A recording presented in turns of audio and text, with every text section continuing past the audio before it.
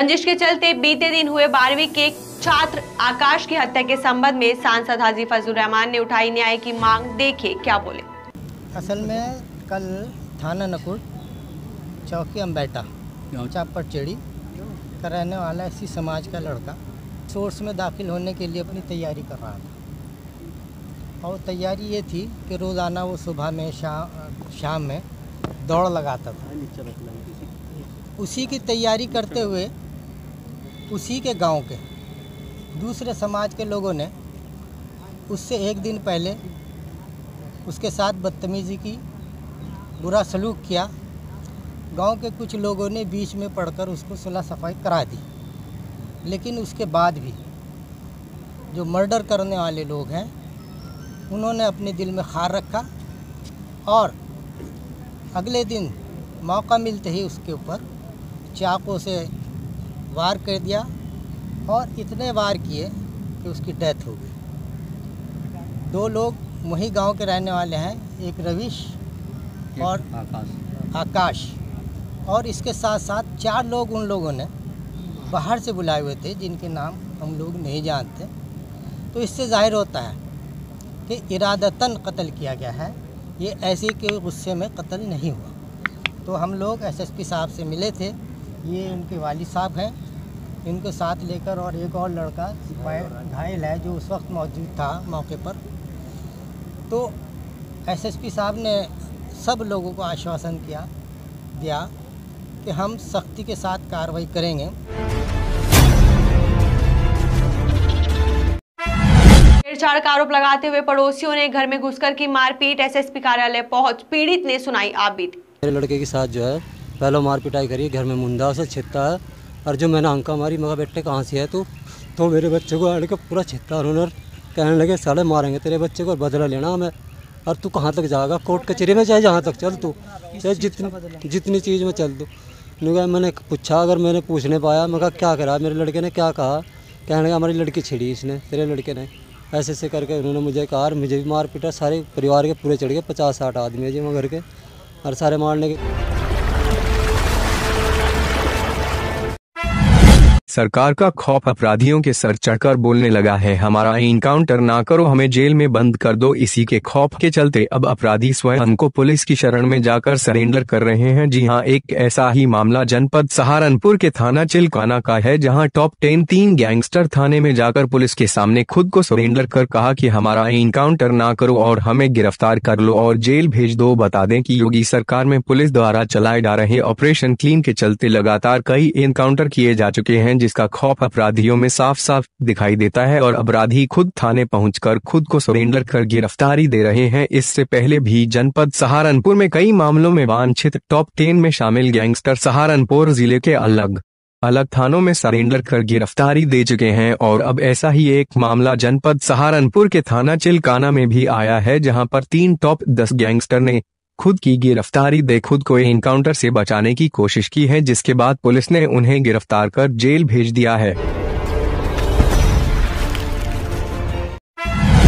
एक व्यक्ति ने अपने पड़ोसी पर लगाया अपनी बेटी व भतीजियों से छेड़छाड़ का आरोप। जी हां, मामला है थाना कुतुबशेर के मानकमऊ का, जहां के रहने वाले एक मुकर्रम नाम के व्यक्ति ने अपने ही पड़ोसी पर अपनी बेटी व 2 भतीजियों से छेड़छाड़ का आरोप लगाया, जिस संबंध में आरोपी के विरुद्ध कड़ी कार्रवाई की मांग को लेकर पीड़ित अपनी बेटी व दोनों भतीजियों के साथ एसएसपी कार्यालय पहुंचे।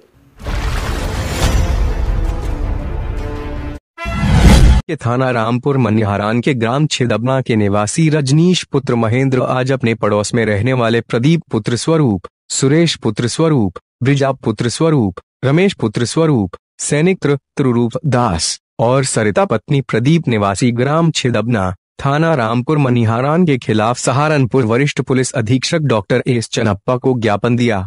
मामले की जानकारी रजनीश ने दी। उन्होंने बताया कि हम ग्राम छिदबना थाना रामपुर मनिहारान के रहने वाले हैं तथा हमारे पड़ोसी बहुत झगड़ालू किस्म के लोग हैं जो कानून की कोई परवाह नहीं करते तथा 30 अगस्त 2020 को सुबह करीब 9:00 00 बजे सरिता पत्नी प्रदीप ने मेरे लड़के आशीष को बहाने से बुलाकर अपने घर में ले गई तथा सरिता ने स्वयं अपने परिवार वालों से मेरे लड़के आशीष को काफी डरा धमका कर आतंकित किया और उसके साथ मारपीट की, जिसकी सूचना हमें आशीष ने घर आकर बताई, जिस पर हमने गांव वालों के माध्यम से सरिता व उसके परिवार वालों से आशीष को घर बुलाकर मारने का कारण जानना चाहा, जिस पर वे लोग अपने हाथों में लाठी डंडे लेकर गंदी गंदी गालियां देते हुए जबरदस्ती हमारे घर में घुस गए और कहने लगे कि तुम्हारी इतनी हिम्मत कि तुम हमें गांव में बदनाम कर रहे हो, तुम्हें आज गांव में बदनाम करने का मजा सिखाते हैं। मेरी पत्नी रेशम ने उनसे घर से बाहर निकलने के लिए कहा, जिस पर उन्होंने मारपीट करना शुरू कर दिया तथा मेरी पत्नी व मेरा लड़का आशु मुझे बचाने लगे तो उन्होंने अपने हाथों में ली हुई लाठियों व डंडों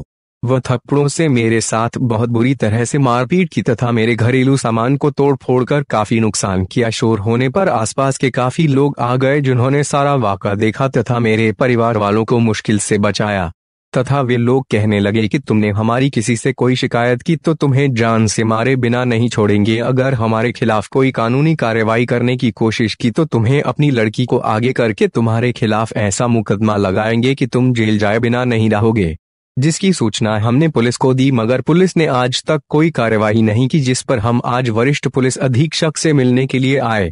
हमारी यही मांग है कि हमें न्याय दिया जाए।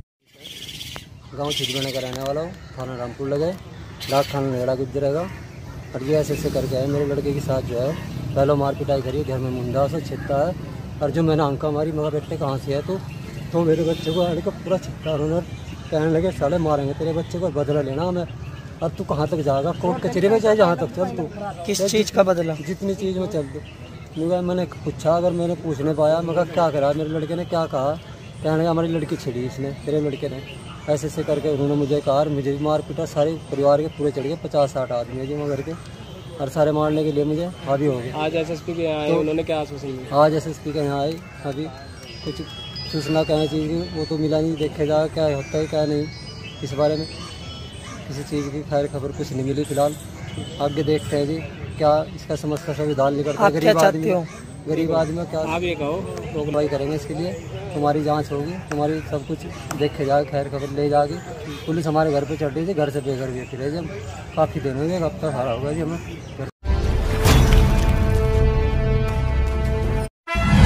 रामपुर मनीहारन पहुंचे सांसद के बेटे मोनिश रजाऊ, जिलाधिकारी से की मुलाकात। रामपुर मनीहारन में लोक निर्माण विभाग द्वारा दुकानदारों को दुकानें खाली कराने के मामले में बात करने के लिए सांसद हाजी फजलुर रहमान के बेटे मोनिश रजा रामपुर मनीहारन पहुंचे, जहां उन्होंने उप जिलाधिकारी से दुकानदारों को मुआवजा देने की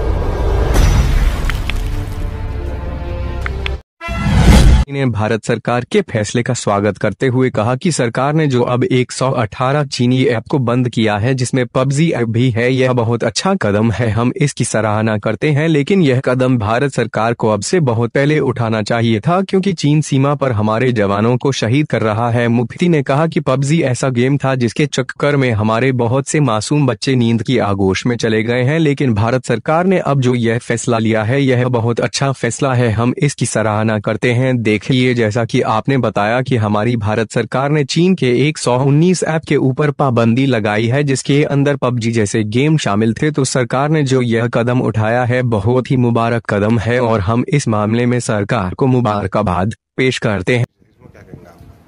बिस्मिल्लाहिर्रहमानिर्रहीम। जिस तरीके से हुकूमत हिंद ने यह कदम उठाया है कि चाइना के 119 ऐप के ऊपर पाबंदी लगा दी है, उनको बंद कर दिया है, जिनके अंदर पबजी जैसे गेम शामिल थे, जिससे बेशुमार नौजवानों की जानें गई हैं, वक्त भी ज़ाया हुआ है। और आपने देखा होगा कि चाइना आए दिन हमारे मुल्क के साथ में गद्दारी करता चला आ रहा है और बेशुमार हमारे मुल्क की सरहदों पर जो हिफाजत करने वाले सैनिक हैं उनको शहीद किया है। तो हुकूमत ने अब उनके ऊपर पाबंदी लगाई है, ये अच्छा कदम है, लेकिन ये कदम अब से पहले उठा लेना चाहिए था। हम हुकूमत के इस कदम की सराहना करते हैं, मुबारकबाद भी पेश करते हैं और हम हुकूमत के इस कदम के साथ हैं।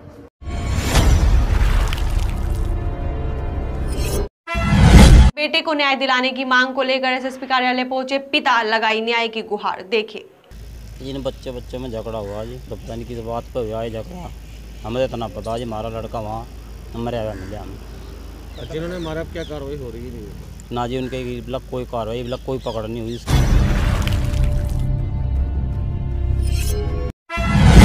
दौड़ लगाने के दौरान कहासुनी होने पर एक 18 वर्षीय युवक आकाश के हत्यारोपियों की जल्द गिरफ्तारी की मांग को लेकर परिजनों सहित ग्रामीणों ने अम्बेटा सहारनपुर मार्ग पर जाम लगाया, जहां मौके पर पहुंचे पूर्व बसपा विधायक महिपाल माजरा ने परिजनों को न्याय का आश्वासन देते हुए जाम खुलवाया।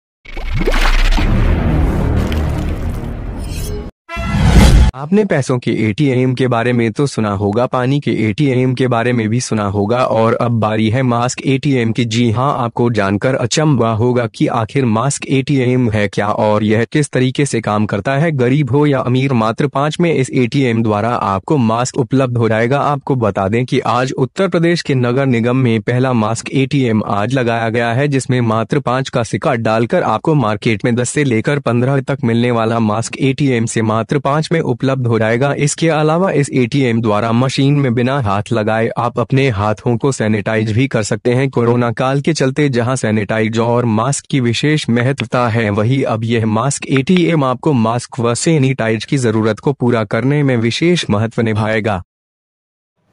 एक बहुत ही हम लोगों ने एक मास्क एटीएम मशीन का आज उद्घाटन हुआ है मेयर साहब की प्रेजेंस में, और उत्तर प्रदेश में ये पहला नगर निगम है कि जहाँ इस तरह की हम लोगों ने योजना प्रारंभ की है। इसमें जो भी लोग हैं नगर निगम में आते हैं, बिना मास्क के आते हैं, वो 5 रुपये इसमें डाल करके उनको बहुत ही अच्छी क्वालिटी का उनको मास्क उपलब्ध हो जाएगा, जिसकी बाज़ार में कीमत लगभग 10 रुपये और इससे 15 रुपये तक है।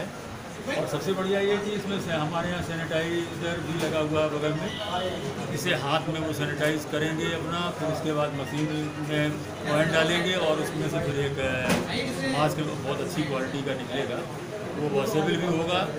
वो गरीब लोगों के लिए हम लोगों ने किया कि जो भी गरीब से गरीब व्यक्ति है, अगर उसके पास मास्क उपलब्ध नहीं है तो वो नगर निगम में, और नगर निगम के अलावा हम लोग शहर में और कई जगह हम लोग ये मशीनें लगवाने जा रहे हैं।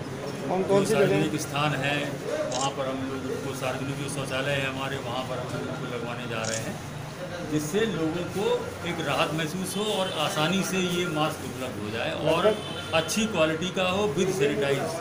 50 का भी हम लोगों ने क्षमता है इसकी, तो पूरी हम लोगों ने स्टोरेज करके रख रखा। जैसे जैसे इसमें खाली होता जाएगा वैसे वैसे हम उसको फिलअप करते हैं। ये अभी फ़िलहाल हम लोग 5 मशीनें हम लोग अभी लगवाने जा रहे हैं। इसके अलावा फिर जहाँ डिमांड होगी वहाँ हमारे कर्मचारी रहेंगे गाइड करने के लिए और उसको पूरा बताने के लिए लोग